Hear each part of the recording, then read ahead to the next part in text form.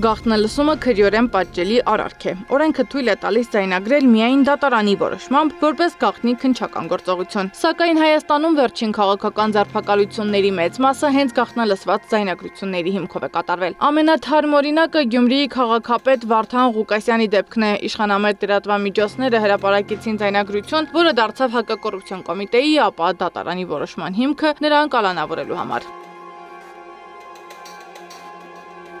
Փաստաբաններն ասում են, գոյություն ունի գաղտնալսման երկու օրինական ձև։ Առաջինը որպես քննչական գործողություն, երբ այն կատարվում է քննիչի հանձնարարությամբ, երկրորդը դատարանի միջնորդությամբ, երբ թույլտվությունը տրվում է մինչև քրեական գործի հարուցումը։ Բայց եթե ձայնագրությունները դառնում են հասանելի ԶԼՄ-ներին առանց իրավապահ մարմինների հրապարակման, դրանք արդեն համարվում են ապօրինի։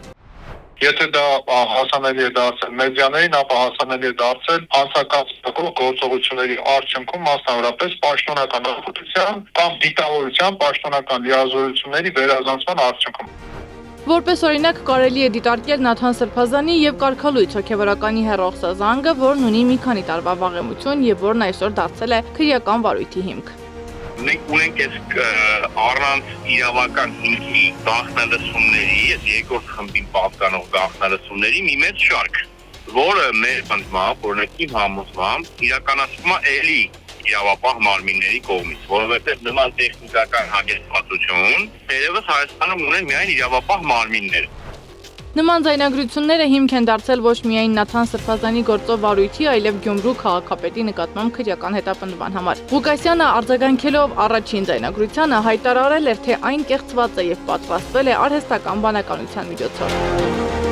Գաղտնալսման հիմքով է կալանավորվել նաեւ Բագրատ Սրբազանը։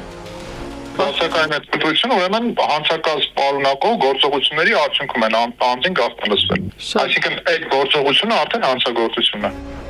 Փաստաբաններն ընդգծում են, կարելի է հեշտությամբ տարբերել օրինական գաղտնալսումը անօրինականից։ Բագրատ Սրբազանի ձայնագրությունը հրապարակել է քննչական մարմինը, այսինքն այն կարող է համարվել օրինական։ Իսկ ԶԼՄ-ներում տարածվող գաղտնալսումները փաստաբանների գնահատմամբ այլ իրականության մասին են վկայում։ Քանի որ իրանք առանց դատարանի որոշման հիման վրա են ստանում այդ գաղտնալսումների արդյունքները, ձայնագրությունները եւ չեն կարող իրավական առումով օգտագործել եւ դնել քրեական վարույթի հարուցման հիմքում, ինչ են անում, տալիս են իշխանական որևէ մեդիայի, այդ մեդիայում հրապարակվում է եւ իրավապահները արդեն ոչ թե ձայնագրության հիմքով են քրեական վարույթը հարուցում, այլ մամուլի հրապարակման հիմքով են վարույթը հարուցում։ Ըստ Հարությունյանի իրավական աճպարարություն են անում ուժայինները, հիշեցնում է իրավապահ համակարգի երկակի ստանդարտների մասին, երբ Ջհանգիրյանի եւ Վարդազարյանի հեռախոսազանգի գաղտնալսման հիմքով հարուցված քրեական հետապնդումը կարճվեց, գաղտնալսված հեռախոսազանգը անօրինական համարելու պատճառաբանությամբ։ Սեդա Մակարյան, ABC Media։